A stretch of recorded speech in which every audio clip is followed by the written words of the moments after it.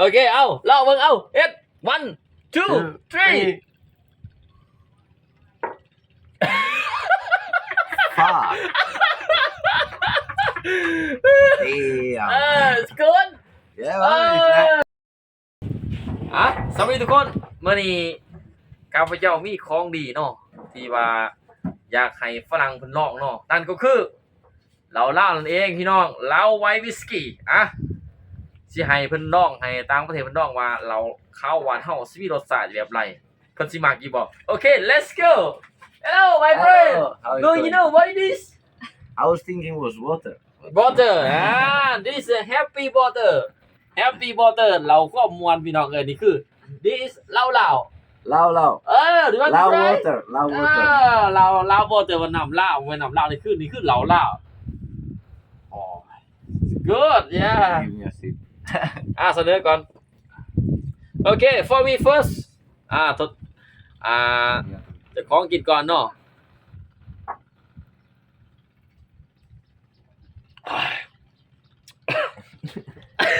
พลังพี่น้องพลัง It's too strong for you. กินน้อยแซ่บน้อยกินหลายแซ่บหลายโอเคเอาเล่าเบิ่งเอาเอ็ด 1 2 3 Fuck. Damn. it's good Yeah, well, it's not. good. Add happy water. happy water โอเคบ่ได้กินเนาะใส่ไว้ดอกอีเนาะจังห้องว่าหาเอ้ยว่าซั่นโอ้โอเค Ready? yeah ready You have to be ready. yeah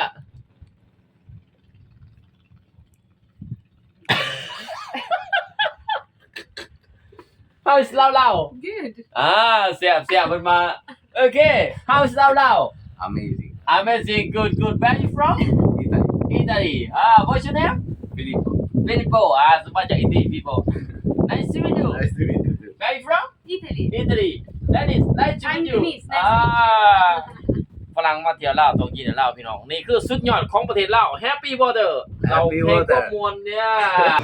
เบียกพระราหน้าที่มอบให้มื้อนี้เนาะ But in the intention, มื้อนี้เพิ่น who's bringing up the money for the hospital for them? ติดลูกม่องว่าซั่นเพื่อกาเกียม Who's bringing up ตะ the ลูก money การหาปลาเนาะ healthcare? ตอนนี้ปลาอยู่บ้านดอนนางน้อยกำลังถึกนักว่าซั่นจานเปล่าลาวสไตล์ก็เลยซื้อหม้องมาเฮ็ดเนาะเพื่อว่าจะพาชาวต่างชาติอาสาสมัครหรือว่านักท่องเที่ยวมาเรียนรู้วิธีการหาปลาแบบลาวๆหวานเฮามาสัมภาษณ์นำกันพี่น้องว่าเพิ่นรู้สึกแนวใดเนาะ Outside, for example, I can Hello. talk about... But if everybody lives in intention, What's your name there's no work outside. My name is Gian. Sian where are you from I'm from France, Paris. มาจากฝรั่งเศสเนาะมาจากปารีส How do you feel Thinking about Super and when we good. go. Good นี่ก็คือผลงานเพิ่นพี่น้อง Everyone is just an excuse to not stay in the small because it's difficult to accept that there are, in my opinion, แสดงว่า people that do ที่ว่า things that make us think. เฮ็ดเป็นอยู่เนาะ What if everyone... Hello man That's สุดร้อยนี่ what the fuck? Hello Mr. Buffalo Man Just stay in the Mr. fact that... Buffalo Mr. Buffalo Man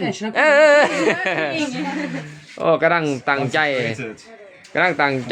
ติดลูกม่องนะ Where you from Belgium. Belgium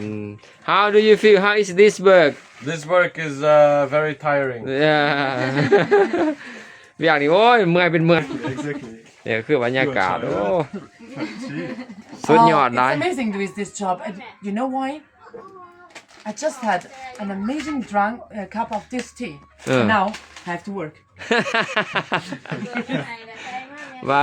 กินได้2จอกนี่เอฟเฟกต์ขนาดเนาะเฮ็ดเวียกบ่มีเมื่อยว่าซั่นเนาะโอ้นี่ก็กิจกรรมพี่น้องมาเที่ยวลาวก็ประมาณนี้พี่น้องมีบ้าพาฝรั่งเพิ่นย่าเหือแบบลาวๆหวานเฮาเนาะพี่น้องเนาะปฏิบัตินี่ก็คือเหือข้าพเจ้าเองว่าซั่นจะสอนเพิ่นย่าเหือแต่ว่าเฮ็ดวิถีชีวิตแบบชาวประมงแบบชาวหวานของพวกเฮามาสัมภาษณ์เพิ่นเนาะ Hello Where are you from France. มาจากฝรั่งเศสเนาะ What's your name Victor. Victor so Victor What are you doing here I'm fixing a boat. อ่า เขาไปทำอะไรเฮ็ดหยังอยู่นี่โอ้กำลังย่าเหืออยู่ว่าซั่นโอ้กูดนี่พี่น้องนี่ก็คือบรรยากาศเนาะบรรยากาศเทียบของชาวกอชาวร้อนเฮาสิ่งที่ขาดบ่ได้คนที่อยู่อาศัยอยู่ในกอร้อนก็คือเหือพี่น้องเอ้ยฉะนั้นแล้วทุกคนต้องมีเหือเนาะนี่ก็คือเบิ่งชี้มือเพิ่นพี่น้องเอ้ยโอ้ยก็อย่าเป็นพอแล้วได้พี่น้องเอ้ยฝรั่งอย่าเหือโอ้ยเกิดมากำลังเคยเห็นว่าซั่นมีแต่ของแปลกๆว่าซั่นเนาะแล้วก็โอ้ดีใจหลายว่าซั่นที่ว่าไปมาพักนำในข้าพเจ้าเนาะคนท้องถิ่นแต่ว่าแบบโลโก้ลาวสไตล์เด้อได้มาเฮ็ดกิจกรรมแบบเล่าว่าเนาะอุ้ยมีความสุขหลายเพิ่นว่า How you do feel Pretty good. Yeah. Sticky. Yeah. What the แล้วนะรู้สึกดีแต่ว่าโอ้ยขี้ซี่นี่จะเป็นเหนียวคักว่าซั่นโอ้มีความสุขหลายเลยนะนี่ก็คือ4มื้อพี่น้องเอ้ยโอ้ยบ่ได้ขาดคนยาเหือการติดต่อได้เด้อเนาะโอ้ฝรั่งยาเหือพี่น้องเอ้ยเสกของคนงานพี่น้องโอ้ก็ถือว่าสุดยอดอยู่เนาะกล้ามาเบิดการหนึ่งเนี่ยเกี่ยวกับย่างเมืองคังแล้วคือขี้ซี่เนาะที่ว่ายาวด้วยของธรรมศาสตร์บ้านเฮาพี่น้องเอ้ยขี้ซี่ผสมน้ำมันย่างโอ้เหนียวคักว่าซั่นมิติใหม่ของฝรั่งแบกไม้ไผ่โอเค one two three let's go มิติใหม่พี่น้องเคยเห็นบ่โอ้กระตันใหญ่เลยกระตันมิติใหม่โอเค go this way here here yes มิติใหม่พี่น้องเอ้ยโอ้เนี่ยฝรั่งแบกไม้ไผ่โอ้ very good very good หลายคักหลายสุดยอดฝรั่งเก่งหลายแบกไปจังไผ่เนาะโอ้